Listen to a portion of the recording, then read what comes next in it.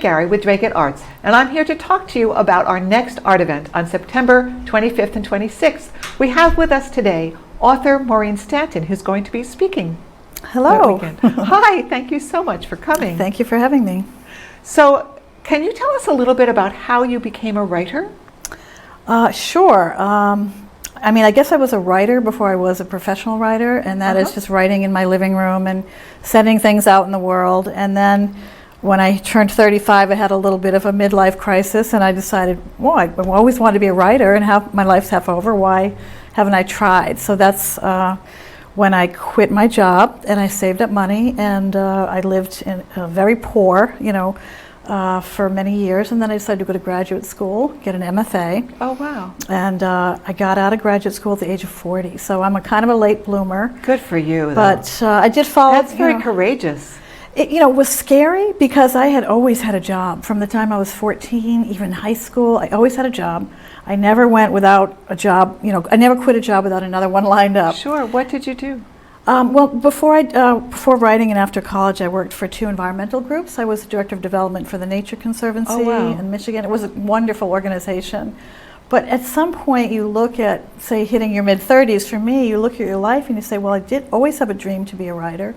Here I am all these years into my life. I'm an adult, and I'm getting farther and farther on this other track. Sure. How do I switch tracks? And so that's what I did, and I kind of made a plan for myself. Spent a year saving every penny I could, and then I went to live on Cape Cod, where it was cheap to live in the winter back then, house sitting, and from there it was about a 10-year journey of pinching pennies before I got a book published and then got an academic job, which is a little more secure and gives you a little time to write. Oh, yeah. So it's a little bit of a curvy journey along the way. So what is your writing process? How do you write books and choose what you're going to use as a subject? I usually have a lot of different things going on at one time, and then when I have a book project, I'll suddenly turn my focus to that project, especially if I have a deadline. If I have a contract with a publisher and a deadline, that completely focuses me on getting that project done. Well, to get a contract, don't you need to have an outline and a clear idea of what you're doing? Yeah, I wrote 2 books that did not get published, and so that I think there's a lot of writers who have their first or second books that are just in the drawer somewhere. I came close with them.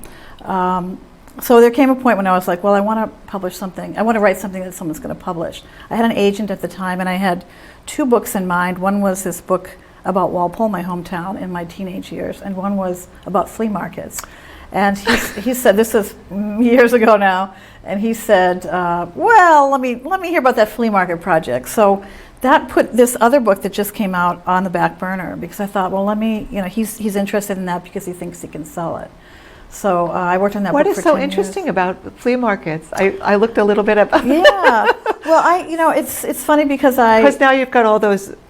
What did you find in your barn TV shows and everything, which you didn't have back then when you were putting this book together? Exactly. When I was researching this book, there was just Antiques Roadshow, and that was back in 2009, actually. I had a friend who was an antiques dealer for a living, and he literally goes around to Brimfield and outdoor flea markets. He's an itinerant antiques dealer, and he's a lay historian, as many antique dealers are. So I just went with him once just for the fun of it, because I like flea markets, and I saw that on the other side of it, not the side where people are wandering around looking at stuff, but the people that are selling there is a whole subculture, especially the people making a living there.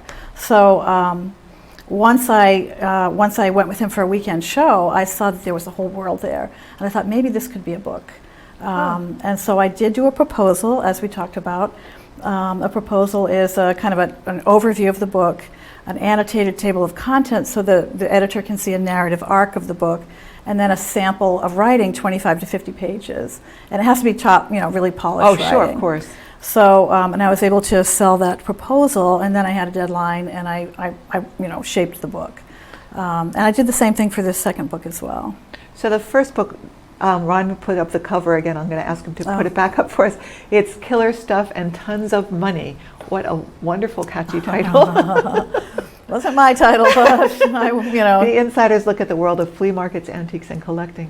And that's, a lot of people collect tons of things. I mean, it's such a difficult thing now, because I know some people whose grandparents would have big barns, and they would you know, when you were done with your cribs or whatever, they went up into the barn and the next people got it from there. But we don't have that type of stability anymore in our housing or in our locations. We don't. And even the stuff that our grandmothers, this generation of people coming up in their 20s and 30s, even 40s, they don't want the stuff their parents had and collected, the china set and the, you know, the old mahogany furniture. They just don't want that anymore. They want the IKEA stuff. So there's...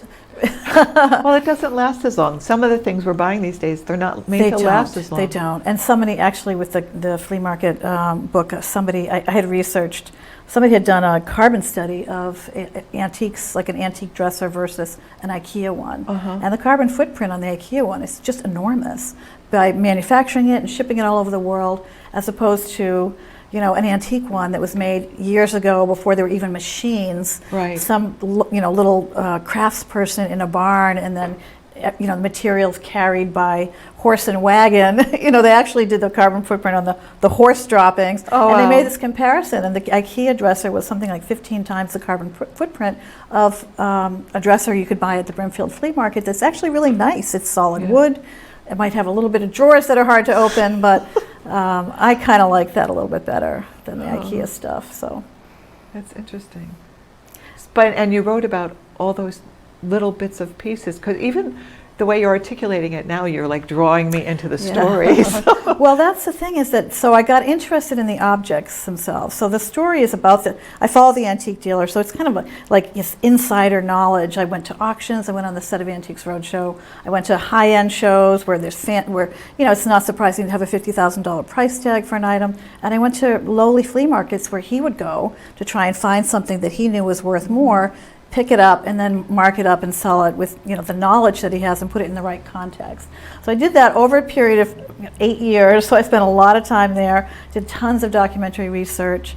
I did a lot of research on weather vanes and opium bottles and forks and chairs and the history of those. So there's little vignettes of objects, because every object tells a story. So I got really fascinated with that, and I wrote 1,000 pages. Then I had to boil it down to 300. And that's generally been my process, of to over collect material, and then I have more to choose from, and then sort of, you know, chip away at it and shape it in the revision process. So you distill it down. Exactly, it's a distillation process. Yeah. So do you always do as much research for a book? You know, I don't. That book was very research intensive, because I had to research history, like the history of the auction. Sure. I had to research the objects. And, you know, I'm not a historian, nor am I an antiques dealer with any expertise. Right. So I was very anxious about that book, because I thought, I cannot get anything wrong. I cannot get any facts wrong. So I spent a lot of time corroborating, trying to go to primary sources. For example, trying to figure out, is the weather vane on top of Faneuil Hall, which is a grasshopper, is it 35 pounds or 90 pounds? You know, one source says this, the other says this. So I had to go back to, you know, a person who wrote the definitive book on weather vanes in New England, and get that out of print book and find out, you know, what I felt was the credible source. I had to do that like, you know, a couple hundred times. So that took a long time. This book, Body Leaping Backward, is a memoir, so it's more my story, but I didn't want it to be just my personal story. I wanted to speak about a culture of the 1970s, a culture of a prison town. I wanted to speak about adolescents and teenage girls and what they go through. So I did a lot of research for the various threads of the narrative that kind of are woven through the story. And this is a very important book for you too, personally, isn't it? It is an important book. It's something, like, as I say, I've been writing it for a long time, and I did set it aside for 10 years for the first book, but I really started writing this book in college, way back in the early 80s. When I came out of my hometown, I realized that not a lot of people I met had the experience I had, which was getting very involved in drugs and crime, and angel dust was the drug at the time in the 1970s. And I wondered if it was something about my hometown, which Walpole, Massachusetts, was the home at that time of the only maximum security prison. There since has been another one built. So a lot of people from town thought that the prison caused the problems in the town. So I was looking at that as a premise. I don't think it's necessarily true, but I really wanted to understand why I made so many bad choices as a teenager. And I wanted to see, from sort of even a gendered perspective, you know, give voice to a teenage girl and talk about some of the challenges that girls faced in adolescence in the 1970s that sadly they still face today, which is if you're outspoken and loud and garrulous and don't want to just be a certain feminine way of being the cheerleader, this or that, which I had been actually. If you're a little bit different, if you want something more, and if you're outspoken, the culture can kind of try and tamp that down. And even my family tried to tamp that down, my parents, because that's not the way girls were supposed to be. We get all those social clues, don't we? Yeah. Through different. Yeah. And sadly, I just read recently, honestly within the past 6 months, an article about girls losing confidence when they hit pubescence. There's something that's been happening for a long time that doesn't quite happen to boys the same way. No, and it's actually some of the articles and research that I've been seeing is noticing that it's worse now because of all the social media, because that's hidden. People don't see it. It's not controlled. It's not supervised. Yeah. At least you can supervise the phone calls that your kids are on, or see the meetings, but you can't. Social media is almost invisible. Yeah, and it's really having an effect on. It's still very hurtful. It's true. It's having an effect on this generation. I teach undergraduates, so I get 18-year-olds, 19, 20, and every semester there's a national survey on the health of students, including mental health. And just looking at that survey from 2008 to 2018, there's so much more anxiety. Self-esteem in terms of their physical appearance has really dropped significantly, probably because of smartphones and pictures and images and how you have to look a certain way.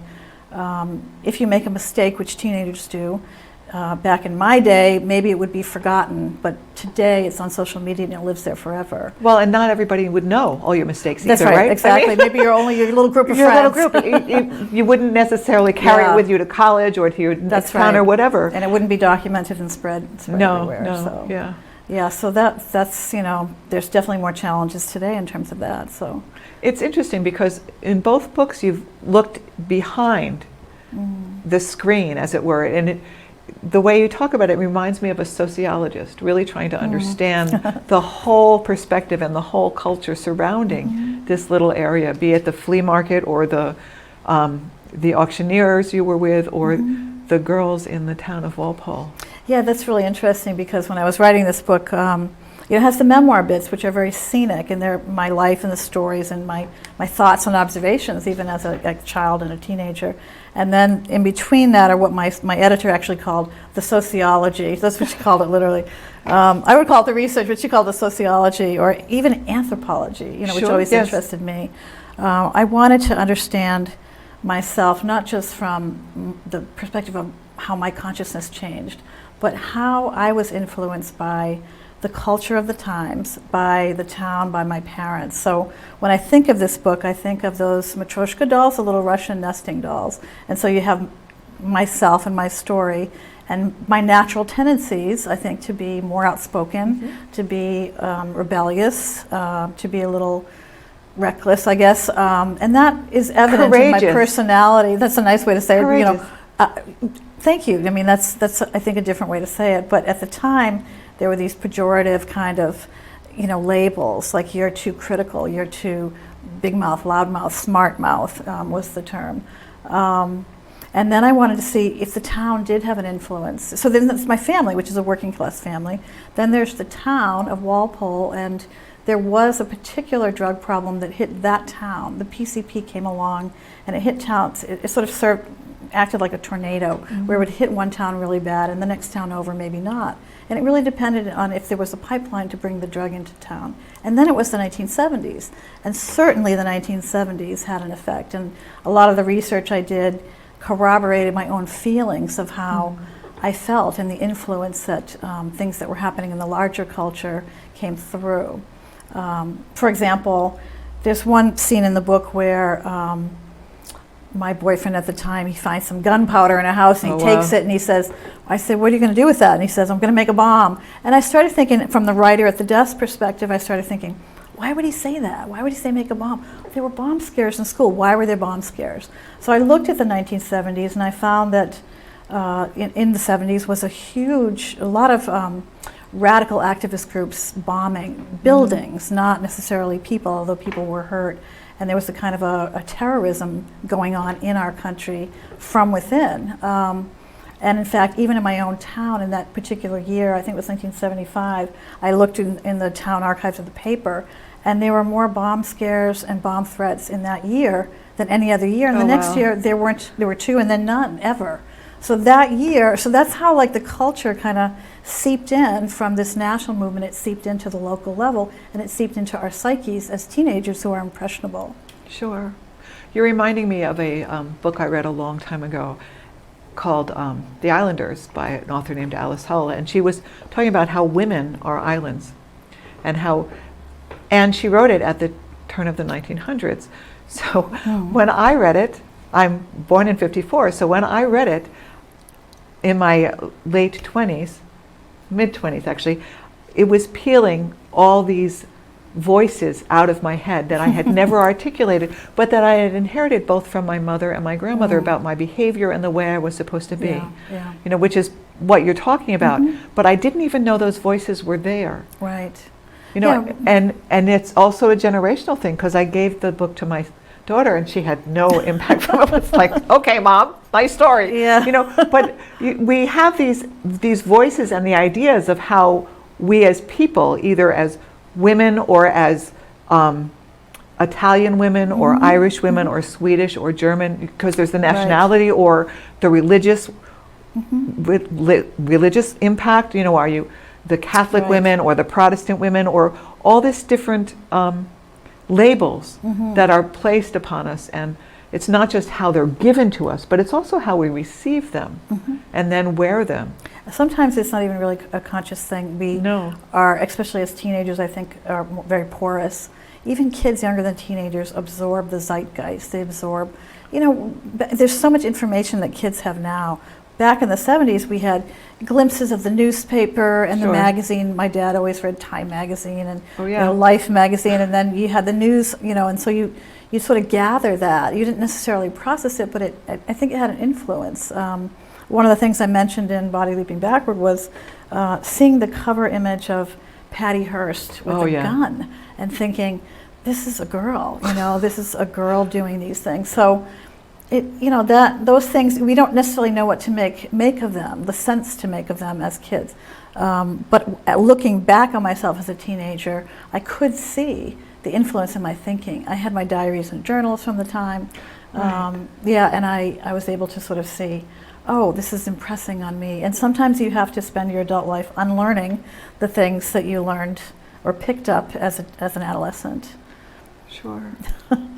In one of the interviews you had, you were talking about your family system and how there was dysfunction in it. And it's interesting because I was just reading a piece about, not that there is alcoholism in your family, but about alcoholism in particular, and how that's a generational disease. Yes. Right? So you have the drinkers, but there's also behaviors that are around that. So that gets passed on, and maybe people can stop the drinking, but to unlearn the behaviors that get passed on is very difficult. It's just passing on the trauma, really, the trauma of that, or anything that happens, even Hiroshima or the concentration camps. People who were in that situation, that gets internalized, and what you do with it. I think it gets internalized. We learn those things. We pick up, our parents are models, the adults around us are models, we pick that up. But then there's also epigenetics as well, which is, you probably should have been reading about that, is that people that are traumatized, they literally have DNA changes in their body, and then those get passed down to the children they bear. So my family I come from a real poor family. My mother and father were both poor.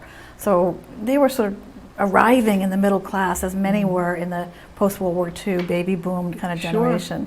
The baby boom parents. GI Bill, giving everybody houses. So everybody was my gosh, so the revolutionary that was. That's right, and you know, you could have one income, and the mother could stay at home and be with the kids. You can't really do that anymore, or some people can. But so for us, like, we were arriving there in the middle class, and then when my parents split up, we fell back down into, we were on food stamps, and we didn't have enough money for food, so my mother began to shoplift food. At a time when there was enormous inflation in the 70s, and food prices rose, and so it was difficult. That must have been heartbreaking. It was. I mean, I didn't know as a teenager. As a teenager, I knew my father was not around anymore. I knew my mother was putting, tuna fish cans in her pocketbook at the grocery store, but I didn't know that there was stagflation. I didn't know that was going on. I didn't have any idea that food prices rose, and doubled. No, but why would you? But still, the whole impact of that. Right. So we were just like, there's no food in the house. We were just complaining. So my mother, I think, was quite desperate. But researching that now, all these years later, and reading and thinking, I had no idea that there were nationwide protests about this sharp rise in prices for meat and poultry, and that President Nixon even froze, he had a 6-month freeze on the prices. I didn't know that. So I began to understand, looking back, my mother's actions and the desperation she must have felt, and sort of what happened with our family. She had to go back to work, so she wasn't around, and that gave sort of an opportunity for me and some of my siblings, and certainly a lot of my friends, to kind of run wild in the streets because nobody was really watching us. Sure. And I think that sort of led to the helicopter parents, the generation after, because I know from I don't have kids, but my sisters and their kids were much more protective because we knew the trouble you could get in when you had freedom, when kids have a lot of freedom and time and they're bored, because we did get into trouble. Yeah.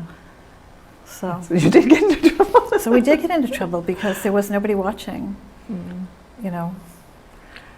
And all that created a wonderful writer who's putting together these books for people. Well, I think part of the sort of rebelliousness that I had then, in the sense that I didn't fit into conventional ideas of what girls should be anymore, was probably because I was in some way an artist, a writer, and my sister also is a visual artist, somebody who sort of thinks a little differently, somebody who feels a lot. I was always a crier in my family. I was always very sensitive and moody. And I think part of that is what, maybe it's a stereotype, but part of that feeling is what gives, what brings forth art. You have to be able to feel, you have to be empathic, you have to understand suffering and see suffering and feel that and understand what other people are going through. And that's where people create characters and books and stories, or they look at themselves and they try and see themselves as a character, and in a memoir write that story around one's own experience. So a memoir is its own special craft. Do you like that more than just writing a book? The other types of books there are? And I shouldn't say just, because they're both very difficult and very important. It's very interesting because I came up as a fiction writer in my undergraduate years, and after I wrote stories and I wrote, but they were always very autobiographical. And finally I met somebody who was a mentor when I was 30, and he said, well, you're writing creative nonfiction. And I said, I've never heard of that. What is that? And the term really became popular around 1995 when a journal called Creative Nonfiction came out, and they only published literary nonfiction works. Once I discovered this genre, I never really turned back, because all those autobiographical short stories I wrote in college were really true stories. And I liked the witnessing side of telling a true story. I love fiction, and I read fiction, and I still have fiction ideas for fiction books and screenplays and things like that. But there's something about testifying. There's something about being a witness to experience and saying this happened and this is true. And with this book, Body Leaping Backward, I wanted to speak for other teenage girls, and I wanted to do it in a way that said this. This happened. This is the truth of this. To validate. You wanted to validate people. Yeah, I wanted to validate it. And sometimes when you're writing about something that maybe was a little traumatic or painful, for me to sort of embellish that for fiction felt a little like I was exploiting my own experience. Like, let me just add some more suffering and trauma. You know what I mean? Like, it's just not to make. Fiction writers do that. It makes perfect sense. We've had another author was talking about, she wrote the story of her parents, and she said, sometimes I had to have the snake bite him, otherwise he just told the story of, the snake came by my leg, and that's not interesting to the audience. Yeah, so yeah, and you have to embellish a little bit. Exactly, and so I've always wanted to write about my grandmother's life, and I didn't have an opportunity to interview her in depth before she passed away. So for that story, I would have to embellish. I'd have to use research and fill in the spaces that I don't know, and that's where I would turn to fiction. But for the stories that I did experience myself, I like to examine that experience hopefully in a way that reaches out beyond myself and not isn't just sort of a navel-gazing exercise. Well, that's the criticism of memoir. So is this wonderful book, Body Leaping Backwards, is this also a warning to people? You know, there's a reviewer that recently said it was a warning to parents, and I never thought of it that way, but I think it certainly could be. And I think that it certainly shows that if there's a kid who is, there's all the signs were there for me. There were, you know, failing grades suddenly, changes in friends, moodiness, alienation, you know. There were signs that something was going on with me. I was probably falling into a depression. I was very self-conscious. I was unhappy. You know, I was crying a lot. So there's things that But it sounded like your mom was also unhappy, that your whole family was in a stressful I think situation. we all sort of went our own ways and we were all stressed out, but I don't think anyone was realizing what anyone else was really experiencing. Sure. Especially kids. Kids' worlds are, the whole world is around them. Or they're, well, yeah. By nature, they're narcissists, you know.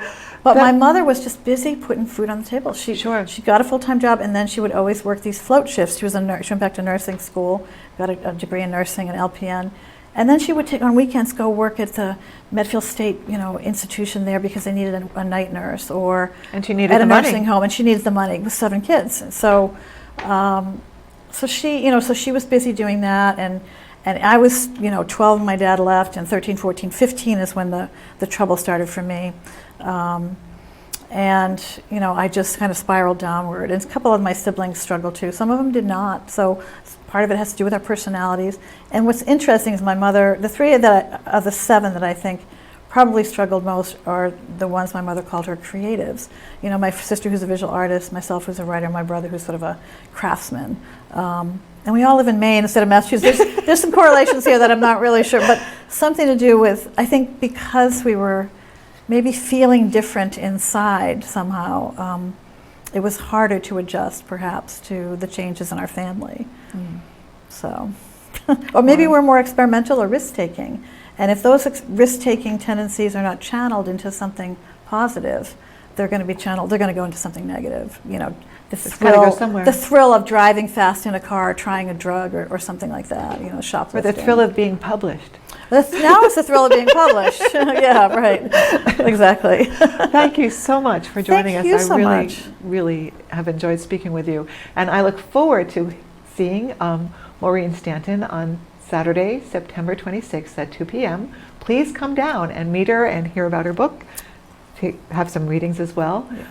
On Friday, the 25th, we will have the art show from 4 to 9 with photographer Tom Breyer. The art show continues on Saturday from 1 to 4. We will have violist. I know that's unusual, but we'll have violist Alexandra Roderick Lorenz. So come down and have a good time. Thank you so much. Thank you so much. I appreciate it.